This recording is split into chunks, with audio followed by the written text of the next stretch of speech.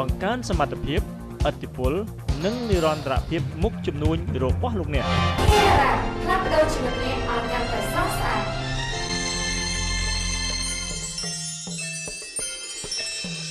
ផលិតដោយបេឡាជាតិរបបសន្តិសុខសង្គមនៃក្រសួងការងារនិងបណ្ដុះបណ្ដាលវិជ្ជាជីវៈវគ្គសិក្សាថ្មីភាសាអង់គ្លេសចូលរៀនថ្ងៃទី10ខែមីនាឆ្នាំ2014បាទនៅពេលនេះខ្ញុំបាទតារាវុធសូមជម្រាបសួរដល់ទូរទស្សនិកជនទាំងអស់ដែលកំពុងតាមដាននៅកម្មវិធីសន្ទនាសេដ្ឋកិច្ចរបស់ទូរទស្សន៍ CNC បាទសម្រាប់ថ្ងៃនេះកម្មវិធីយើងនៅថ្ងៃនេះគឺយើងមានកិច្ចសម្ភាសជាមួយឪពុកអ្នកមានប្រចាំអាស៊ីបាទលោកគឺឈ្មោះលោកបេលឹមតាន់លោកមកពីប្រទេសសិង្ហបុរីហើយលោកក៏ជា CEO របស់ Rich Dad Asia ផងដែរ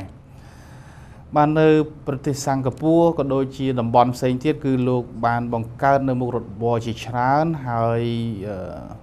លោកគឺមានន័យថាគឺលោកបានបង្កើតមុខរបរជាច្រើននិងបដូរអ្នកគ្រប់គ្រងបានន័យថាជួនកាលអាចលក់អាចអីអញ្ចឹង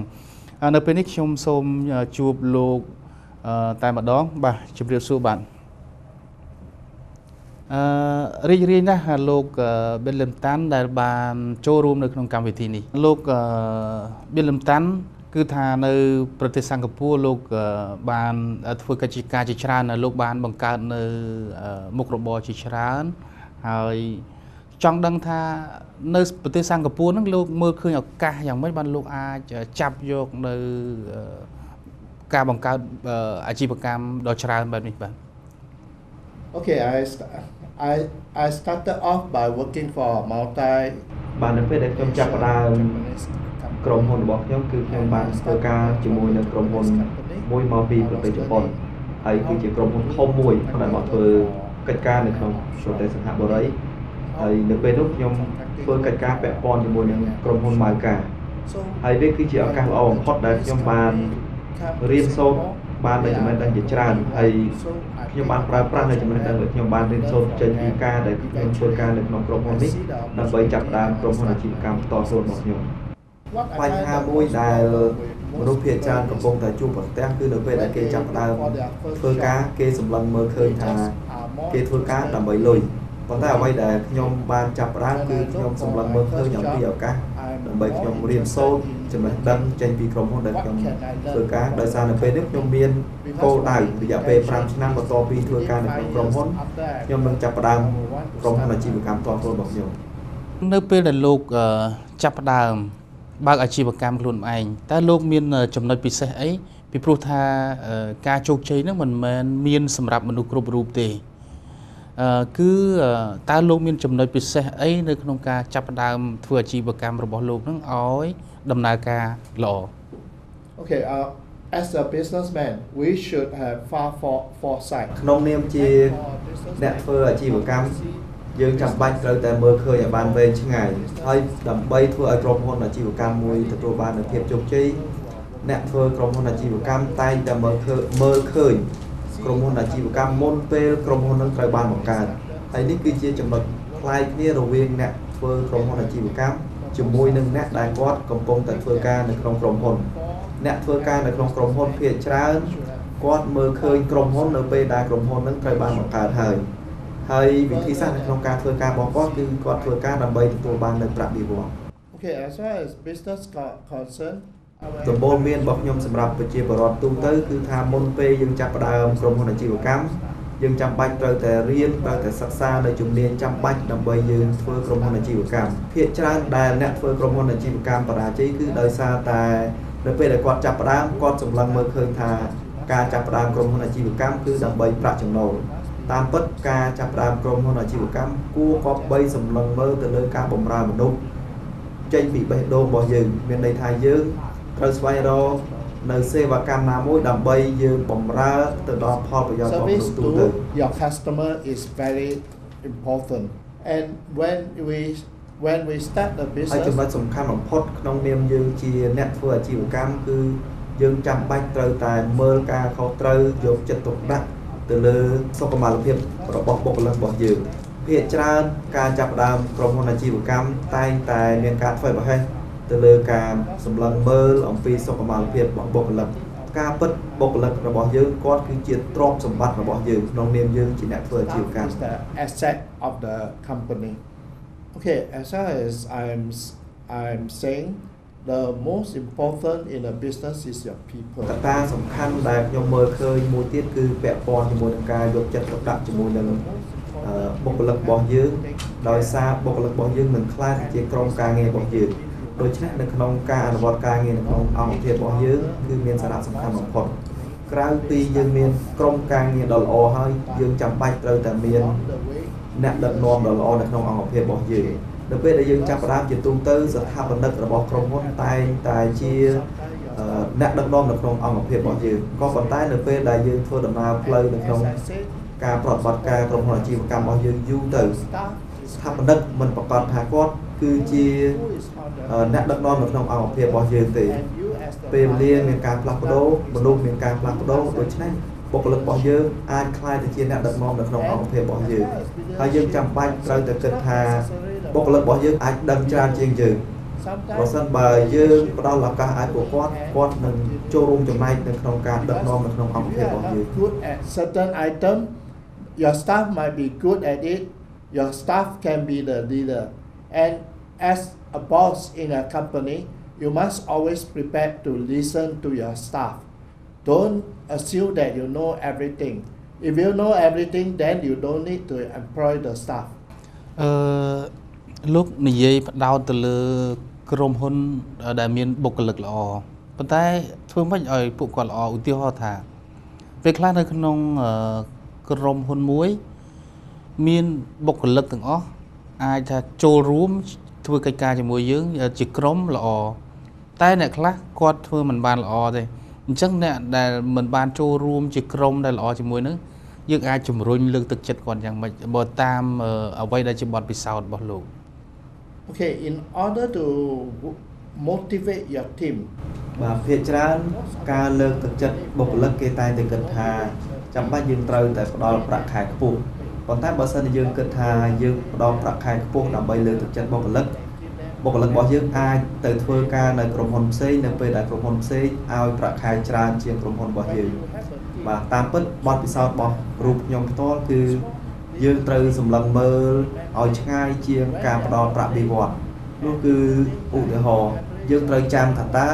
បុគ្គលិករបស់យើងគាត់មានកម្មវិធីខួបកំណត់នៅថ្ងៃណាហើយក្រុមគ្រួសាររបស់គាត់មានខួបកំណត់ថ្ងៃណានៅក្នុងក្រុមហ៊ុនរបស់ខ្ញុំជាទូទៅខ្ញុំមានទម្លាប់នៅក្នុងការរៀបចំកម្មវិធីខួបកំណត់បុគ្គលិកហើយយើងត្រូវតែរាប់អានពួកគាត់ចាត់ទុកពួកគាត់ដូចជាក្រុមគ្រួសាររបស់យើងចំណុចតូចនេះអាចធ្វើឲ្យមានការសហការគ្នាធ្វើការងារជាក្រុមបានល្អនៅក្នុងក្រុមហ៊ុនរបស់យើង then felt that we are a family together. Because most of the time, if your staff, you treat them good and you treat them like a family. បាទនៅក្នុងក្រុមហ៊ុនយើងចាំបាច់ត្រូវតែសិក្សាអំពីតម្រូវការរបស់បុគ្គលិករបស់យើងដូចជានៅក្នុងក្រុមហ៊ុនរបស់ខ្ញុំបានសិក្សាអំពីតម្រូវការរបស់បុគ្គលិករបស់ខ្ញុំហើយខ្ញុំមើលឃើញថាបុគ្គលិករបស់ខ្ញុំខ្លះគាត់ចូលចិត្តជិះឡានថ្លៃជិះឡានទំនើបដូច្នេះដើម្បីតម្រូវការដើម្បីបំពេញនៅតម្រូវការរបស់គាត់ខ្ញុំផ្ដល់ឱកាសឲ្យគាត់ដើម្បីប្រើប្រាស់ឡានក្រុមហ៊ុនហើយគាត់បើកឡានក្រុមហ៊ុនដែលមានតម្លៃថ្លៃទៅផ្ទះរបស់គាត់បាទនេះធ្វើឲ្យពួកគាត់មានចំណង់ចំណូលចិត្តនៅក្នុងការធ្វើការជាមួយក្រុមហ៊ុនរបស់ខ្ញុំទោះបីនៅក្រុមហ៊ុនគេផ្ដល់ប្រាក់បៀវត្សខ្ពស់ជាងប៉ុន្តែគាត់នៅពេញចិត្តនៅក្នុងការធ្វើការនៅក្នុងក្រុមហ៊ុនរបស់ខ្ញុំ I give them lower pay but because of the car they tend to stick on and work for me than shipping off to another company បាទលោកនាងជាទីមេត្រីនៅពេលនេះយើងខ្ញុំសូមអនុញ្ញាតសម្រាប់បន្តិចសិនបាទ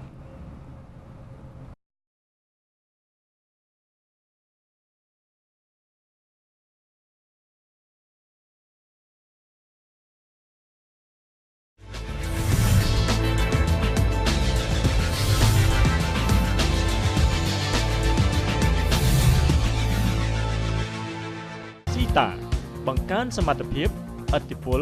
និងនិរន្តរភាពមុខជំនួញរបស់លោកអ្នក ផ្លាស់ប្ដូរជីវិតអ្នកឲ្យកាន់តែស្រស់ស្អាត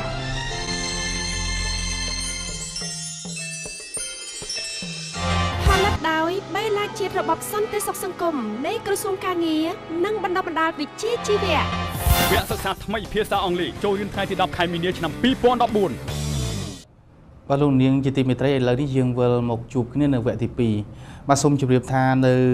ក្នុងកិច្ចពិភាក្សាសេដ្ឋកិច្ចនៅពេលនេះគឺយើងជួបជាមួយនឹងលោក William Tan លោកគឺជា CEO របស់ Rich Dad Asia បាទមានន័យថាជាឪពុកអ្នកមានប្រចាំអាស៊ីឥឡូវនេះខ្ញុំចង់ជម្រាបសួរលោក William Tan ជាថ្មីទៀតតាក់ទងនឹងបញ្ហាអាជីវកម្មនៅបញ្ហាបរិយាកាសនៃការធ្វើអាជីវកម្មខ្ញុំចង់ជម្រាបសួរលោកថានៅក្នុងប្រទេសកម្ពុជាដែលលោកបានធ្លាប់ស្គាល់កន្លងមកក៏ដូចជាលោកបានទស្សនានៅក្នុងប្រទេសកម្ពុជាអញ្ចឹងតើលោកបើលោកជាអ្នកលោកគឺជាអ្នកដែលមានគំនិតតាក់ទងនឹងអាជីវកម្មតើកម្ពុជានៅពេលនេះលោកមានដំបូន្មានយ៉ាងម៉េចថាគួរតែចាប់វិនិយោគលើផ្នែកណាមួយដែលឧទាហរណ៍ថាយើងគិតថាជាចំណុចតូចទៅចុះការរកស៊ីតូចទៅចុះ Okay, what I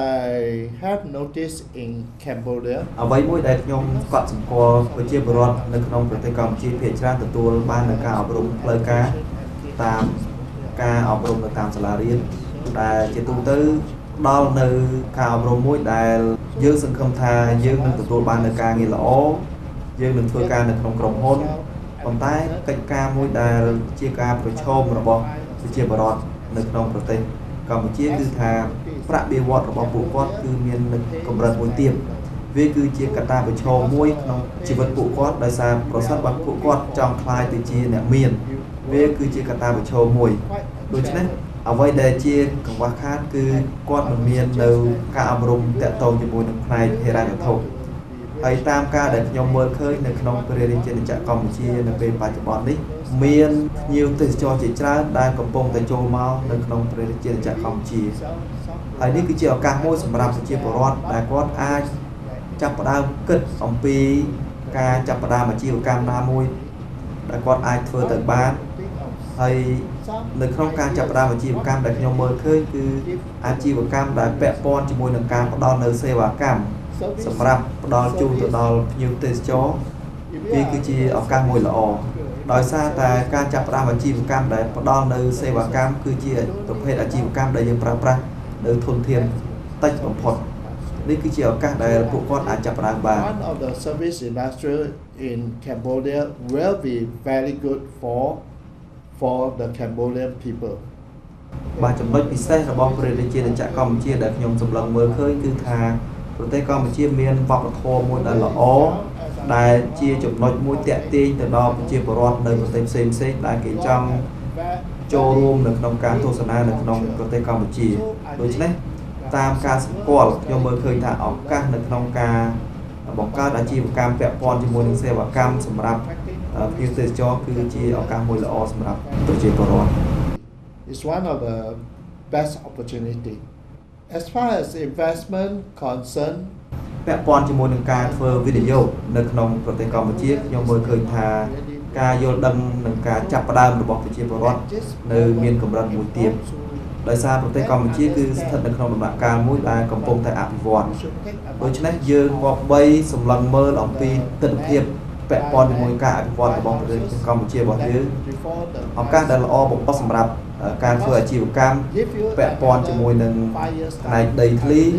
ពាក់ព័ន្ធជាមួយនឹងផ្នែកអចលនទ្រព្យដូច្នេះបើសិនជាយើងសម្លឹងមើលហើយទាញយកឱកាសនេះឲ្យបានយើងអាចចាប់ផ្ដើមរកទិញដីឬក៏ផ្ទះដែលខ្ញុំជឿជាក់ថាក្នុងកំឡុងពេល5ឆ្នាំទៀតតម្លៃផ្ទះតម្លៃដីនឹងមានការកើនឡើងនៅក្នុងប្រទេសកម្ពុជា is going to take off soon and the other field of education បាទចំណុចមួយទៀតដែលខ្ញុំមើលឃើញថាជាចំណុចដែលប្រទេសកម្ពុជាត្រូវការគឺពាក់ព័ន្ធជាមួយនឹងការអប់រំផ្នែកហិរញ្ញវត្ថុជាទូទៅនៅក្នុងសាលាតែងតែផ្ដល់នៅការអប់រំផ្លូវការមួយដែលយើងនឹងខ្លាចទៅជាបុគ្គលិកហើយយើងរៀនដើម្បីរលុយប៉ុន្តែចំណុចខ្វះខាតដែលខ្ញុំមើលឃើញគឺពាក់ព័ន្ធជាមួយនឹងការអប់រំផ្នែកហិរញ្ញវត្ថុដែលមនុស្សភាគតិចណាស់ដែលឮពាក្យថាការអប់រំផ្នែកហិរញ្ញវត្ថុដូច្នេះវាគឺជាឱកាសអាជីវកម្មមួយដែលយើងអាចចាប់ផ្ដើមបាននៅខណៈដែលយើងមិនអាចរៀនចំណេះដឹងផ្នែកហិរញ្ញវត្ថុនៅតាមសាលារៀន យើងអាចស្វែងរកឱកាសដើម្បីសិក្សាចំណេះដឹងផ្នែកហិរញ្ញវត្ថុពីមនុស្សដែលគាត់មានបទពិសោធន៍ដែលគាត់ធ្លាប់បានប្រើប្រាស់នៅចំណេះដឹងរបស់គាត់ដើម្បីបង្កើននៅទ្រព្យសម្បត្តិរបស់គាត់ហើយយើងអាចប្រើប្រាស់នៅចំណេះដឹងដែលយើងរៀនបានដើម្បីទៅបរៀនអ្នកដទៃនៅក្នុងប្រទេសកម្ពុជានេះគឺជាឱកាសមួយដែលធ្វើឲ្យពួកគាត់មានការយល់ដឹងអំពីចំណេះដឹងផ្នែកហិរញ្ញវត្ថុដែលមានសារៈសំខាន់បំផុតសម្រាប់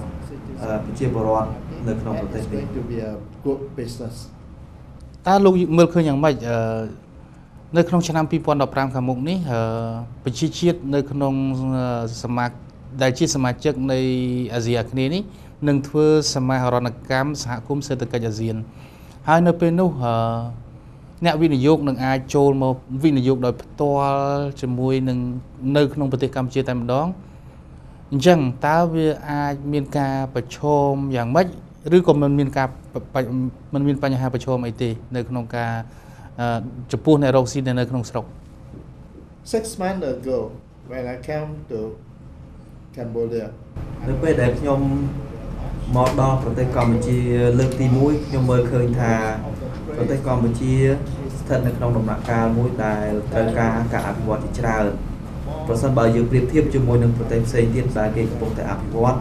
យើងនៅឆ្ងាយពីគេខ្លាំងណាស់ប៉ុន្តែនៅពេលដែលខ្ញុំមកលើកនេះខ្ញុំមើលឃើញថាប្រទេសកម្ពុជាមានការអភិវឌ្ឍមានភាពរីកចម្រើនច្រើនជាងមុនហើយអ្វីដែលសំខាន់ខ្ញុំបានមើលឃើញថាមានក្រុមហ៊ុនបរទេសដែលចូលមកប្រទេសជាណាចក្រកម្ពុជាដើម្បីជួយចូលរួមចំណែកនៅក្នុងការអភិវឌ្ឍផ្លូវថ្នល់ស្ពានហើយនេះគឺជាឱកាសមួយដែលជួយជំរុញទៅដល់ប្រទេសកម្ពុជាបាទចំណុចមួយទៀតដែលខ្ញុំសង្កេត